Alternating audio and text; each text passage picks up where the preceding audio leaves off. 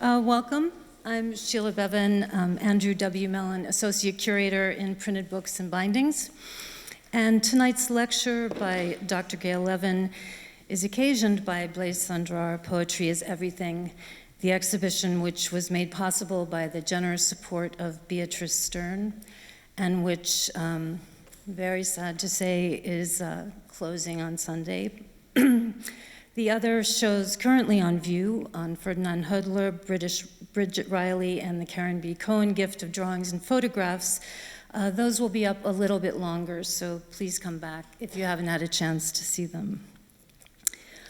Our source of inspiration for the exhibition here and its centerpiece are directly connected to tonight's speaker, who thrilled all of us when she donated her special copy of the prose of the Transsibérien to the Morgan in 2021.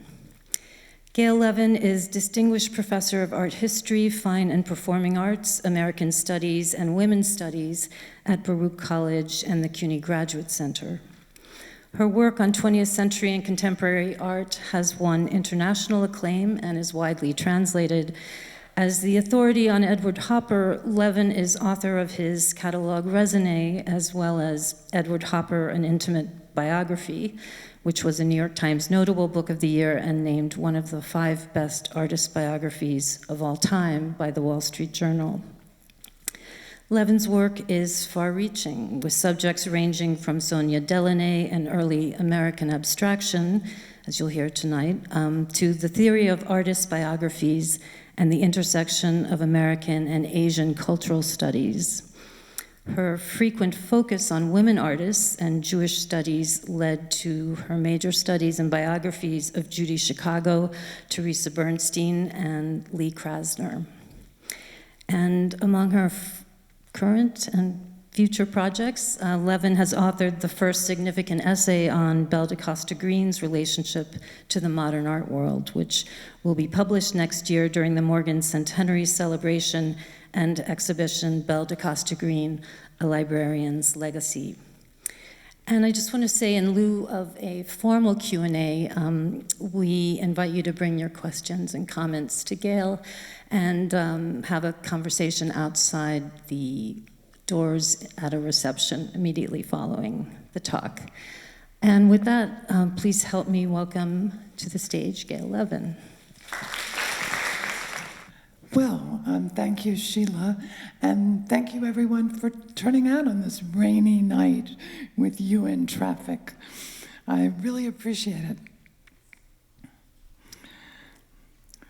I wish to thank the Morgan, its director, Colin Bailey, and all of his staff, especially Sheila Bevan, the curator whom you've just heard from, who organized the current exhibition, Blaise Cendrars, Poetry is Everything. This show, which features my gift of La prose du Transsibérien et la petite Jehanne de France, the splendid collaboration of the artist Sonia Delaunay with the poet Blaise Cendrars. Sheila Bevan has created a permanent context for my gift here at the Morgan by acquiring a whole collection relating to Cendrars' multifaceted career, which make the exhibition currently on view. So I'd like you all to give a round of applause to the Morgan and to Sheila in particular for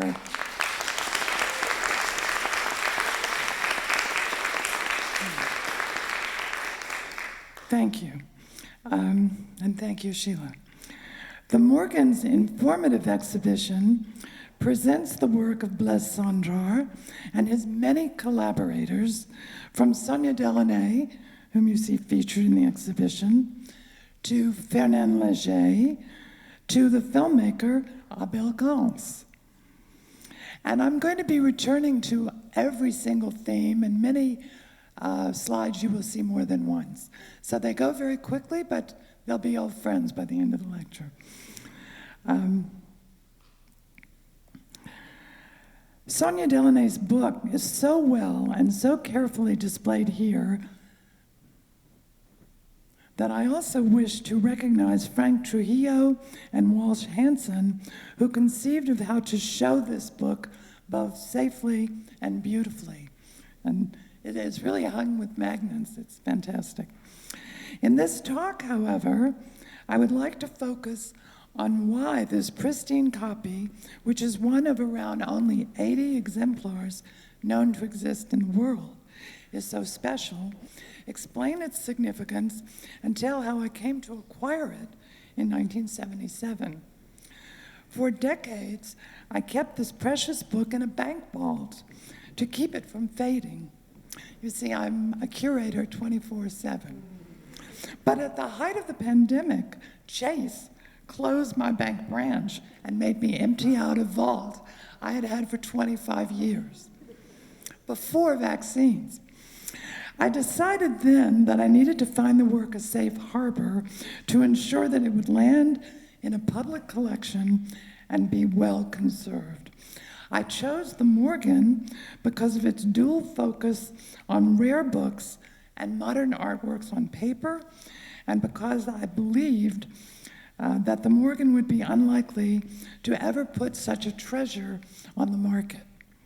I also chose the Morgan because for many years, the museum has welcomed my Baruch College CUNY undergraduate classes for visits behind the scenes, studying everything from William Blake's watercolors to how the conservation lab works. That's very special to me. This copy of the Delaunay Cendrars book is unique because it alone is inscribed à Morgan Russell en souvenir du soleil de Cannes, décembre 8, hiver 1917. Blaise Cendrars. To Morgan Russell, in souvenir of the sunshine of Cannes, December 8th, winter 1917, Blaise Cendrars. The inscription is all the more poignant because the Swiss-born Cendrars signed this copy of his book for his friend, Morgan Russell, just 2 years after Cendrars lost his lower right arm in 1915 while fighting for the French in World War I. First of all, I will tell how I happened to find this book and why it interested me. I encountered the American painter Morgan Russell's notebooks that led me to this book, which Cendrars inscribed to Russell. At the time, I was still in my 20s and a Rutgers graduate student, researching my doctoral dissertation on Vasily Kandinsky and the American avant-garde 1910 to 1950. While I was looking at some early modern American paintings in a private collection in New Jersey, hoping to find evidence of Kandinsky's influence, my attention was attracted by a series of tiny unpublished notebooks that Russell had kept, in which I saw that he was developing theories for his paintings, the style of which he dubbed Synchromism, basically meaning with color, and I will be explaining that to you in great detail. Synchromist paintings were said to be pure abstractions without any recognizable imagery, at least according to what I had read in the standard 1972 textbook on 19th and 20th century art by George Hurd Hamilton. Yet the drawings and the texts that I discovered in Morgan Russell's notebooks astonished me, since they showed that Russell based his abstract synchromist paintings on Michelangelo's sculpture, seen here.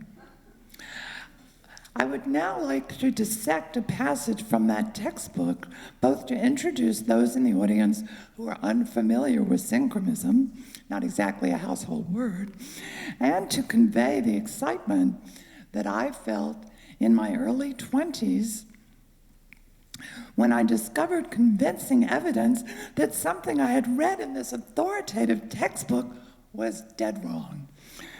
The textbook states, quote, and you see the text briefly, I'll come back to it.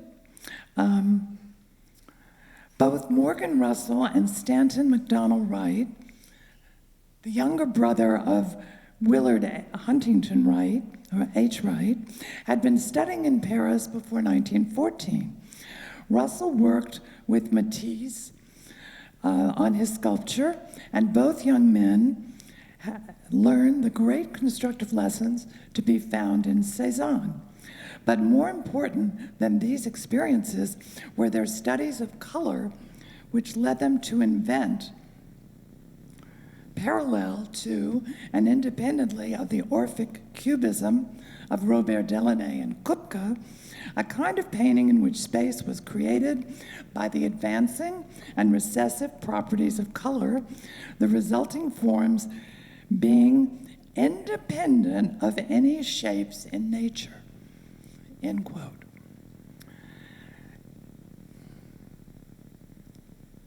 Hamilton's text continues, quote, "The first effective demonstration of the method occurred in their joint exhibition at the Bernheim Jeune Gallery in Paris in 1913. By then, Russell had begun to use the term synchromy with color to describe their method. His own painting was perhaps the more intellectual, to the degree that the clearly defined blocks of opaque color in his compositions were related to the position of forms in space previously defined by constructed models," end quote. Now, at this statement by Hamilton, I remain even today puzzled, since I have never seen, nor have I ever heard of an example of such constructed models, because I don't think he just means a still life setup that's hardly, well, loosely maybe constructed. Hamilton asserted, quote, "MacDonald Wright also studied the movement and displacement of forms in light before creating equivalents for them in dissolving veils of prismatic color, and at times a natural form can be detected within his diaphanous hues. But in his most developed paintings, like the Synchromism art to form, which is comparable to the best French Orphic cubism, nothing is left of the original object." Let me repeat that. Nothing is left of the original object, but the sensations of disembodied movement, turning and dipping in a space whose depths and boundaries are created by the direction and intersection of prismatic planes, end quote. Now, I'd like to take a show of hands. Looking at this painting, which we've just read, there's no object in. How many of you, raise your hands if you see an object or a figure in this painting? Okay, everybody doesn't see it. My husband doesn't see it. I cannot not see it. At the time I read this, I was astounded because the male figure in Synchromism orange was so clearly visible to me. Oh, go back for a second. Once Russell's notebooks, as seen here, proved to me that he conceived of interpreting Michelangelo's human forms through the use of color properties that recede or project. I could not fail to see the male figure in this painting. I hope you can see the projecting red section at the bottom. To elaborate, warm colors like red project, and cool colors like blue or violet recede into the depths of space. For those of you who might not see this figure, I'm now showing you Sunrise Synchrony in violet, a 1918 example of a synchronous painting by MacDonald Wright, so 2 years later, where its basis in Michelangelo's sculpture is much easier to see. I was so stunned when I discovered that Russell's notebooks and drawings revealed that he and MacDonald Wright had based their abstract paintings on Michelangelo's forms, using color theory to organize abstract shapes, that I took my discovery to show Bill Rubin, then the director of the Department of Painting and Sculpture at the Museum of Modern Art.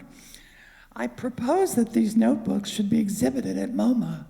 Russell agreed.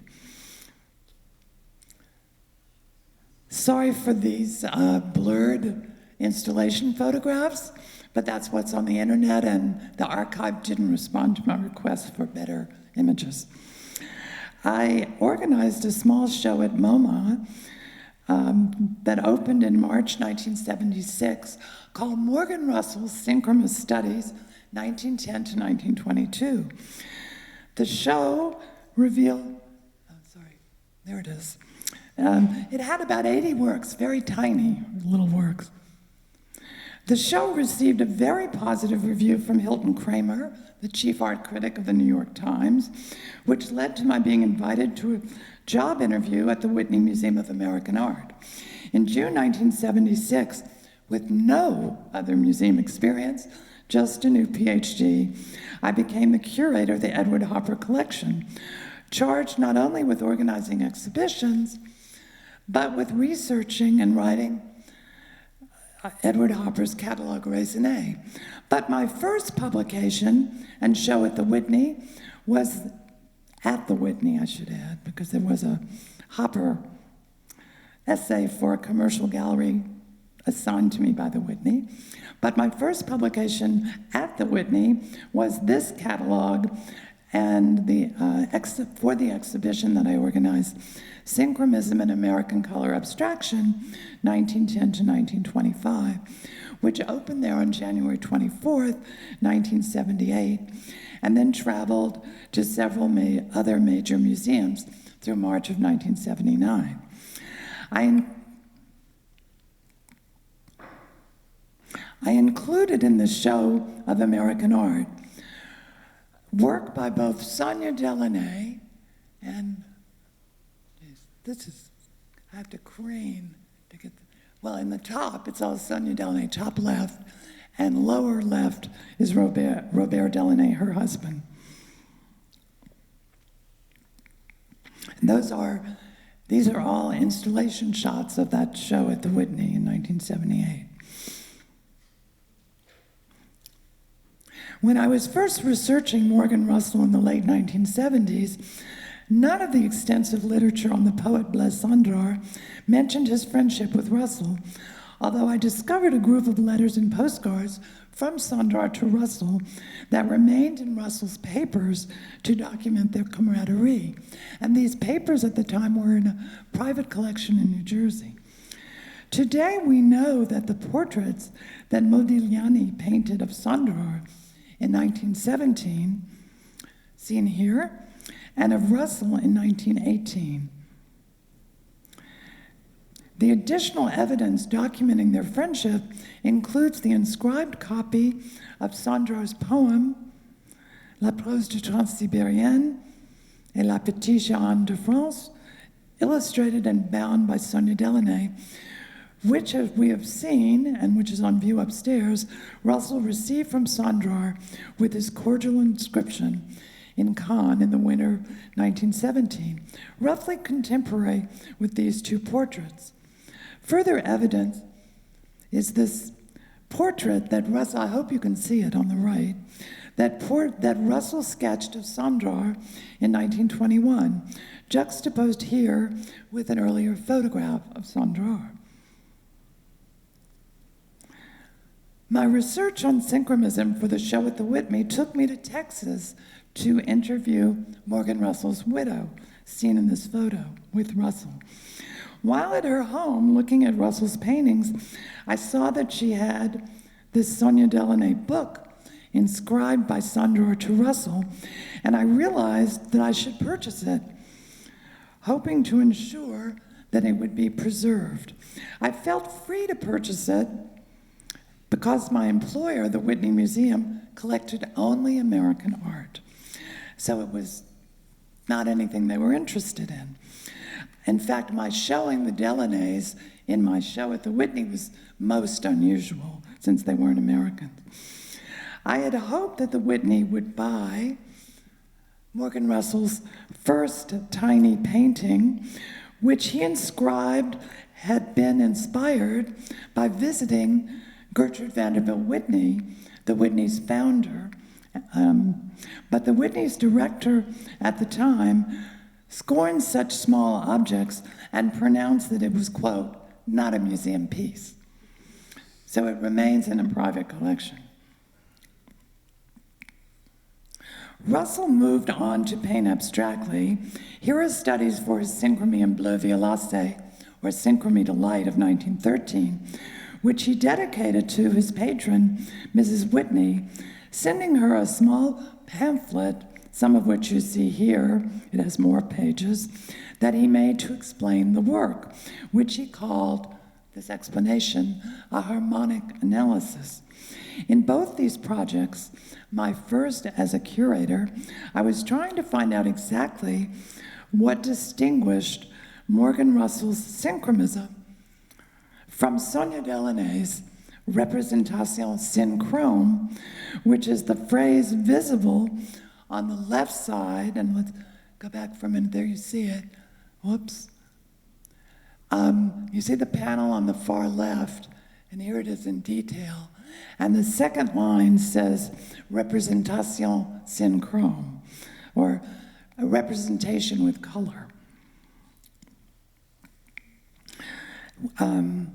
So the painting, Electric Prisms of 1914, bears this little kind of an advertisement within the painting itself. So naturally, I had gone to interview Sonia in Paris, first in 1975, and then I went again in 1977.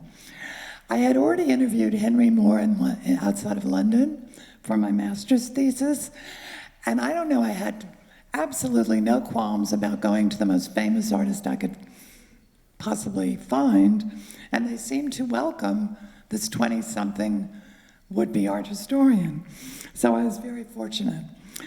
Speaking with Sonia made clear her lasting affection for two of Russell's American colleagues who, like him, had been living as expatriates in Paris. Here, Arthur Burdett Frost Jr., whose lost painting is seen here in black and white, and Patrick Henry Bruce, a friend of his and of the Delaunays. Sonia, however, showed no interest in Morgan Russell, who had followed a different trajectory from the Delaunays' pals, Frost and Bruce. Russell was pursuing the study of architecture while traveling abroad for the first time in 1906 at the age of 20 and visiting Paris and Italy, where he was overwhelmed by Michelangelo's heroic nudes. He returned to New York, having decided to switch from studying architecture to focus on sculpture. Russell enrolled in the sculpture class of James Earl Fraser at the Art Students League, where he had earned money posing as a model, you see him here, during 1903 to 1904. It was probably during this work as a model that Russell first met, let's be polite, the socialite sculptor Gertrude Vanderbilt Whitney, who was one of Fraser's students. Russell probably also modeled for her. It was Mrs. Whitney who had encouraged Russell to take up painting, for the back of Russell's tiny landscape that I saw treasured by his widow is inscribed with her, Mrs. Whitney's address. Ma première peinture, Old Westbury, Long Island, Printemps, été 1907. My first painting, Old Westbury, Long Island, spring, summer, 1907, Morgan Russell. Russell studied painting that summer with Burge Harrison in Woodstock, New York, and then in the fall of 1907 with Robert Henry in New York City. By the spring of 1908, Russell went again to Paris. At that moment, another expatriate artist, later known as Sonia Delaunay, who was Russell's near contemporary, was also living as an expatriate in Paris. Sonia was born Jewish as Sarah Elievna Stern in 1885 in Odessa in Ukraine, which was then part of the Russian Empire. Little Sarah had been sent to live and be raised by a rich uncle and aunt in St. Petersburg, who renamed her Sonia.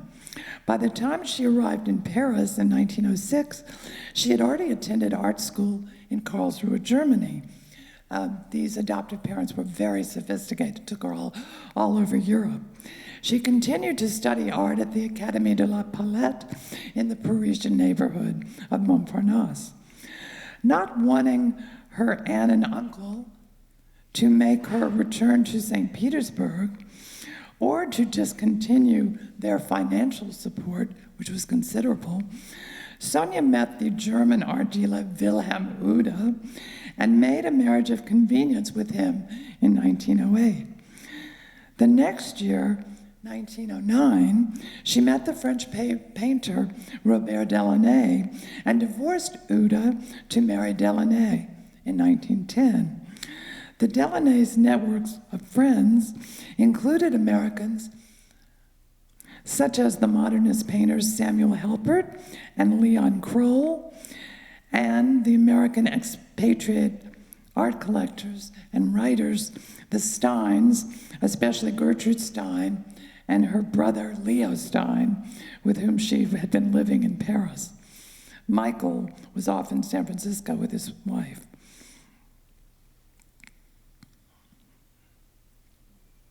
It was probably at the Stein Salon that the Delaunays encountered the two young American expatriate painters, Morgan Russell and Stan McDonald Wright, who, as we have seen, were promoting in Paris their own abstract art movement called Synchromism. While they shared the Delaunays' interest in experimenting with color, they set themselves up as the Delaunays' rivals. Gertrude Stein wrote to a friend that year, quote, "We have not seen much of the Delaunays lately. There is a feud on. He wanted to wean Apollinaire and me from liking Picasso, and there was a great deal of amusing intrigue." Gertrude clearly identified with Robert Delaunay rather than with Sonia, though Sonia, not having won over Gertrude, would establish a rich network of friends in Paris, many of them avant-garde visual artists or writers with Eastern European roots, like hers. Gertrude's brother, Leo Stein, shared with Morgan Russell both a mistress and an appreciation of Cézanne's art. Russell also corresponded with the Delaunays' friend, the critic and poet Guillaume Apollinaire, whose acquaintance he probably made at the Steins. It was Apollinaire who coined the term Orphism in 1912 as an alternative term for the abstraction the Delaunays called simultaneism, or simultaneous art. To the average observer, Orphism, simultaneism, and synchronism could appear confusing, as if all three were just cubism with bright colors. But all the artists involved developed their own particular notions of how to compose such paintings. Gertrude and Sonia had first met earlier when Sonia was engaged to Wilhelm Uhde, who presented her at the Steins' salon one Saturday evening. Gertrude later wrote, quote, "Uhde's morals were not all that they should be, and as his fiancée seemed a very well-to-do and very conventional young woman, we were all surprised." Snubbing Sonia, Gertrude singled out male artists as subjects for some of her early prose portraits.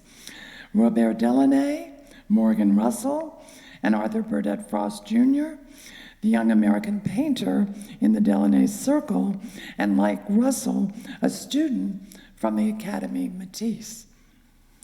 Gertrude wrote in her portrait of Arthur Burdett Frost, quote, "He certainly did listen and listen again and again. He certainly quite steadily did this thing. He certainly quite clearly asked a question then." That may not sound any more logical than her "a rose is a rose is a rose." Frost became, however, quite close with both Delaunays and followed their work. Frost was excited by the gossip about Cubism at the Steins. And so he wrote, quote, "Leo Stein is not interested except in one man, Delaunay. We are all interested in Delaunay. He seems to be the strong man who's come out of Cubism, as Matisse was the strong man who came out of the Fauves." Frost wrote this to his mother back home. Questions about these intrigues in early 20th century Paris prompted my questions when I visited Sonia, who proudly claimed to me that she and her husband Robert had invented the style of abstraction called Synchromism. Indeed, I discovered that her own use of the term Synchrome preceded by nearly a calendar year the use of the term by the Americans, Morgan Russell and Stanton McDonald Wright, in their first Synchromist exhibition in 1913 Munich. However, Robert Delaunay, in his notebooks of 1938, wrote about his own, quote, "influence on all contemporary painting." From the left, upper left. If I lean back and point, I think I'll fall backwards. So he said his own influence on all contemporary painting, Rayonism in Russia, upper left, Synchromism in America, middle, Orphism in France, upper right, simultaneism in France, upper right, and even on the Cubists who were not concerned with color, like Léger, Glaise, and Villon, etc., end quote. So, what then was distinctive about Morgan Russell's Synchromism? It was the first avant-garde American style of painting to attract attention in Europe, which was launched in Paris in 1913 by Russell and MacDonald Wright, these two young expatriates who had lived in Paris just a few years. They announced Synchromism with exhibitions in June 1913 at the Neue Kunstsalon in Munich, and the following October at the Bernheim Jeune Gallery in Paris. In their exhibition catalogs, these two young artists adamantly stressed the distinction between their art and Orphism. Noting superficial similarities in their colorful abstractions, French critics persisted in dismissing Russell and MacDonald Wright as followers of Robert Delaunay. Russell and MacDonald Wright did share with the Delaunays a deep interest in light, color, and the scientific color theories of Michel Eugène Chevreul, scientist. Yet the notebooks and drawings that I had come upon served as documentary evidence that Morgan Russell developed his synchromies from a broader variety of sources, from Picasso's Cubism, as seen here, to Michelangelo's sculpture. In fact, Robert Delaunay's claim to have influenced the invention of the American Morgan Russell Synchromism is contradicted by Russell's notebooks and drawings. We can see that in Russell's painting, just how different an art approach he had from that of Sonia Delaunay in her abstract painting. Russell, for example, based a small abstract painting in Latin, Creavit Deus Hominem, from 1913, meaning God created man, on the forms of Michelangelo's God creating Adam in the Sistine Chapel ceiling, of which Russell left at least one sketch. Look in the lower left of the sketch. And I hope you can see the raised knee is kind of like a inverted V on the bottom of the painting. I was hoping maybe I can move. And, well, there we go. And the head is around here, and the extended leg.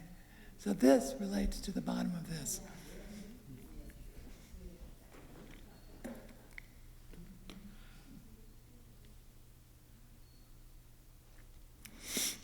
But, so we have this from Morgan Russell, but no such explicit biblical or Jewish motifs or references ever appear in Sonia Delaunay's abstract art, even when she retained figural references, such as in her depictions of dancers at the Bal Bullier, seen here.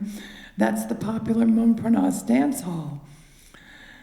Sonia, when we met in Paris, showed and gave me this photograph of Arthur Burdett Frost Jr.'s lost abstract painting, inscribed Descente de Croix Simultanée, Frost Américain, Descent from the Cross Simultaneous of 1913 to 14, American, where the shapes hint at a figural reference to Christ's limp body in the Pietà by Michelangelo. In contrast to both Frost and Russell, Sonia Delaunay kept her own imagery resolutely secular. This is another Bal Bullier. Long aware of anti-Semitism in France, Sonia kept her Jewish ethnicity quiet and thus managed to survive in occupied France during World War II. No small feat.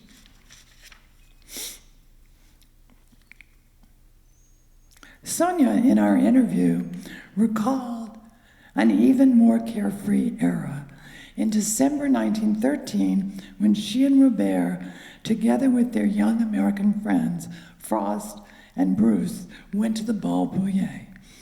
Sonia recalled how she attracted tension in her bold, simultaneous dress, which she made, of course, giving me this photograph of her on the left.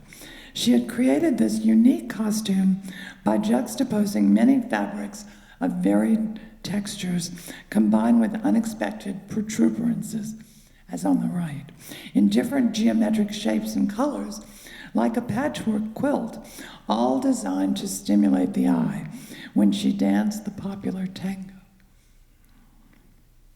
She recorded her impressions of the abstract geometric shapes of color seen in the crowds of whirling dancers in her 1913 paintings of the Bal Bullier. I asked Sonia to tell me more about Morgan Russell and Stanton Macdonald Wright, since at the time, Morgan Russell, his art, and his papers languished in obscurity. Yet from the spring of 1908, the Delaunays' lives briefly intersected with Morgan Russell at the home of Leo and Gertrude Stein, where Picasso and Matisse reigned triumphant among the avant-garde. I tried to define how Russell's invention of synchromism related to the Delaunays' abstractions. Russell showed the first work under the label Synchromism in Paris in the Salon des Indépendants of March to May 1913. After that, Russell exhibited together with his fellow American Macdonald Wright as the Synchromist, as we have seen at the Neue Kunstsalon in Munich and Bernheim Jeune in Paris. In both Munich and Paris, the Synchromist exhibition catalogs contain boastful manifestos proclaiming the originality of their achievements. In the introduction of the Paris catalog, they wrote that a superficial resemblance between Orphism and a Synchromist canvas, quote, exhibited at the last Salon des Indépendants, has led certain critics to confuse them. This was to take a tiger for a zebra, on the pretext that they both have a striped skin, end quote.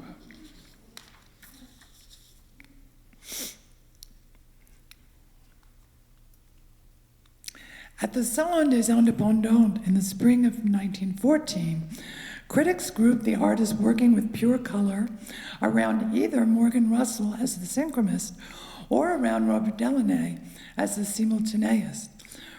Russell's large canvas, Synchromian Orange to Form, of 1913 to 14, on the right, attracted a great deal of attention at the Salon in Paris, where his fame reached its peak that spring. The competitive spirit between the simultaneist or orphist, here you see Robert Delaunay, and the synchromist reached its high point during the Salon des Indépendants.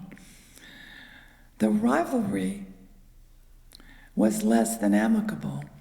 Curator Douglas McGaggy in 1960 wrote, quote, "It is also said that Russell, encountering the Orphist leader, Robert Delaunay, on the street, would shake his fist and use it when Delaunay claimed the stake," end quote. Now, that is another installation shot of my 1978 exhibition at the Whitney.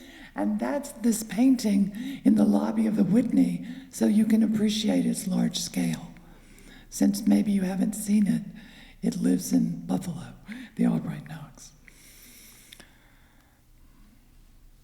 Russell even argued that the Delaunay's use of the name simultaneism instead of Orphism to describe their style was in reaction to the Synchromist criticism. It was at the time of this rivalry that Cendrars' acquaintance with Russell's work began. Russell's work attracted the poet's attention at least as early as February 1914, when Ricciotto Canudo's review, Montjoie, devoted a special issue to modern dance and reproduced one of Russell's drawings of a dancer next to Cendrars' poem, My Dance. By early 1913, and since Cendrars' return from New York the previous July, Cendrars had become friends with Sonia and Robert Delaunay and their close friend, the poet Apollinaire. Cendrars had given the Delaunay a copy of his poem. It's the book before the one that's exhibited upstairs by Sonia Delaunay. This poem he gave to the Delaunays was called Les Pâques à New York, Easter in New York, which Sonia rebound in a unique copy with abstract decorative collage as a binding, as you see here, to complement the text. This prompted their subsequent collaboration on La prose du Transsibérien et les petites Jehanne de France, which was published in October 1913. The entire edition, end to end, was supposed to equal the height of the Eiffel Tower, but they never finished the stenciled edition.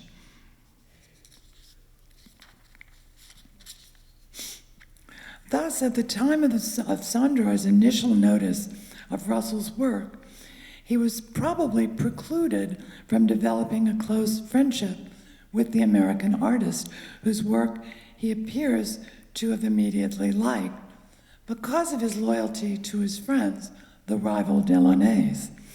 In August 1914, when the First World War began in Europe, the Delaunays were vacationing in Fuenterrabia, Spain. They chose not to return to France, but moved to Portugal in the middle of 1915 and remained there until early 1917.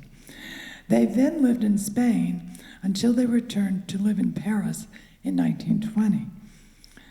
During this time, the Swiss-born Cendrars, under an assumed English name, had enlisted in the Foreign Legion on September 3rd, 1914. Almost immediately, he entered into combat at the front at Champagne, where he was so severely wounded on September 9, 29th, 1915, that he had to have his right arm amputated at the elbow. After recuperating, Cendrars spent some time in Paris, where in Montparnasse he frequented the painters Amedeo Modigliani, Moises Kiesling, Jules Pasquin, Fernand Léger, Francis Picabia, and Morgan Russell, whose friendship with both Cendrars and Modigliani evolved in this period.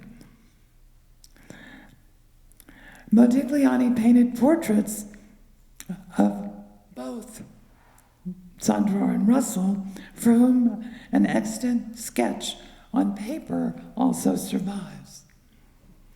Unlike many of his compatriots, Russell had remained in France during the war, exhibiting in March 1915 with the Comité de Défense des Professions Libérales at the Galerie Chêne et Simonson in Paris.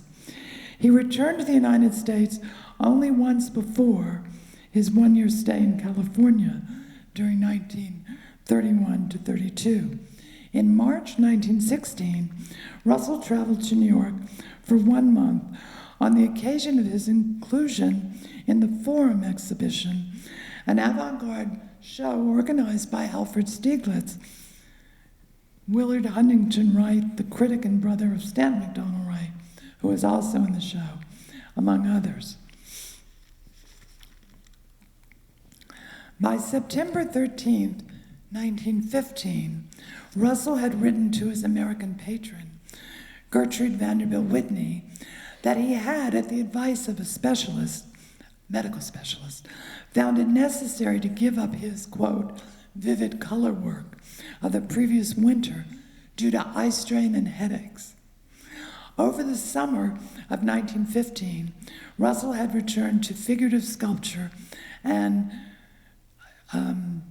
he described drawings and modestly colored still life after nature, which he found more restful. Although Russell wrote to Mrs. Whitney later that year that he, quote, intended to continue unflinchingly to work out the art I've given birth to, come what may, end quote. By the time he visited New York in 1916, he reportedly told his friend and fellow artist Andrew Dasberg that he was, quote, through with Synchromism, end quote. As the war profoundly touched Cendrars, even Russell, who did not enlist, was affected by it. He described the sense of melancholy he felt in Paris in a letter to Dasberg of January 20th, 1915, quote, you should be here now. Since yesterday, all the lights have to be out everywhere. The Parisians have been struck with the Zeppelin scare, like Londoners, and now Paris streets look lugubrious and tragic. In front of the Gare Montparnasse, the train station, it is like a lonely, dark country road at night, end quote. Russell eventually fled the wartime atmosphere, which had effectively plunged the City of Light into darkness, and in 1917 moved south to Le Cannet in the Alpes-Maritimes, near Caen, where he found a less somber environment. Meanwhile, Cendrars, then also living part-time in the south of France, encouraged Russell to resume painting Synchromist abstractions, and in a generous spirit of friendship, tried to find the depressed and impoverished artist work on some of the various projects in which he was involved. Cendrars' admiration for Russell's work was undoubtedly genuine.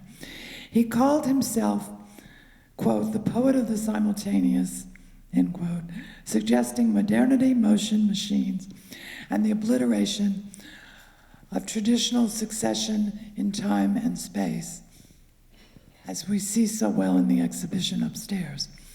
Cendrars must have been especially intrigued by Russell's plans for a kinetic light machine, which would combine music with moving color and light.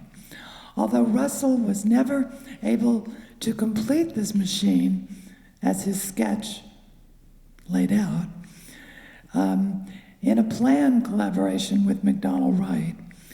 Their ideas, Russell's oil studies, survive on tissue paper, and the machine MacDonald Wright built without Russell many years later demonstrate parallels with the cinematic devices which then interested Cendrars. From the late 1917, Cendrars had become increasingly involved in film, which he viewed as yet another means of expressing modernity.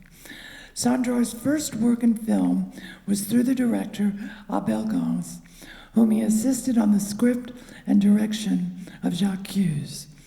Cendrars then served as film editor and actually acted in La Rue, Gance's next film, which featured the modern machine aesthetic. On January 11, 1920, Cendrars wrote to Russell from the Hotel Luxembourg in Nice, requesting that he send his drawing of a train, one he had originally made as illustration for a book of Walt Whitman, for him to show Gance, who needed to hire a designer for La Rue. Addressing him as dear friend, Cendrars suggested, quote, "If this drawing pleases him, and I hope it will be a good thing for you there and several months in Nice." End quote. Cendrars was very eager for Russell to get the job, for he wrote to him again the next day, realizing that another letter he had sent to Russell had been returned because he had put the wrong street number. In the end, Russell did not get the job. However, it eventually went to another of Cendrars' painter friends, Fernand Léger, who designed a poster for the film. Whether this was purely Gance's preference or also Cendrars' decision is not known. On February 24th, 1920, Cendrars wrote again to Russell from Nice, this time less optimistic about the possibility of his work on the film, telling him, quote, "As regards your drawing, I can't give you a definite response for a few days.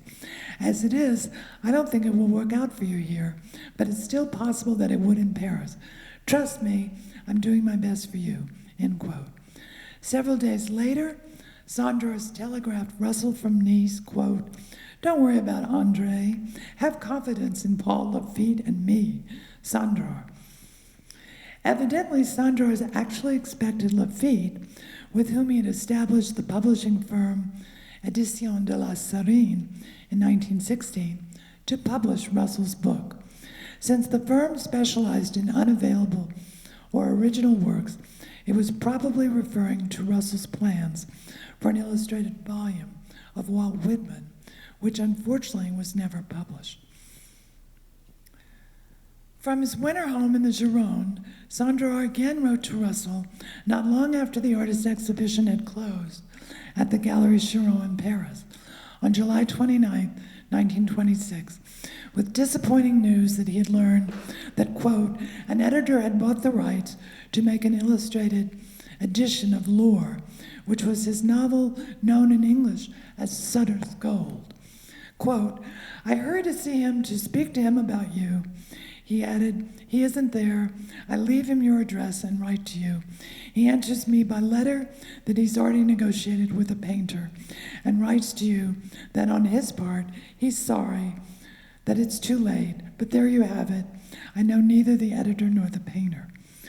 Once more, the collaboration of Cendrars and Russell was precluded. Cendrars' friend Léger had been more fortunate. He'd been able to join Cendrars in working for Gance on La Rue for the Ballet Suédoise and had managed to illustrate Cendrars' book, J'ai tué, in 1918. One can only lament what might have been had Cendrars and Russell realized any of their ambitious schemes for working together. Unfortunately, Cendrars' generous attempts to bring his friend Russell once more into the orbit of the French avant-garde repeatedly failed.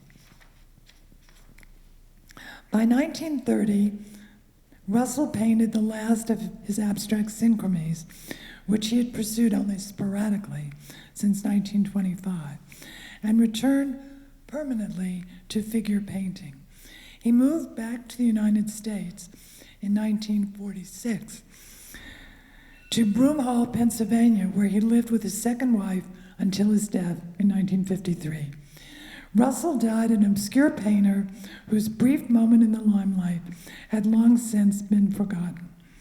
Russell's close but little-known friendship with Cendrars is a testament to both his own sensibilities, which clearly rested with the avant-garde, and to Cendrars' concern and generosity for his struggling American painter friend, which we should not forget, and which this book by Cendrars and Delaunay calls to memory with its inscription.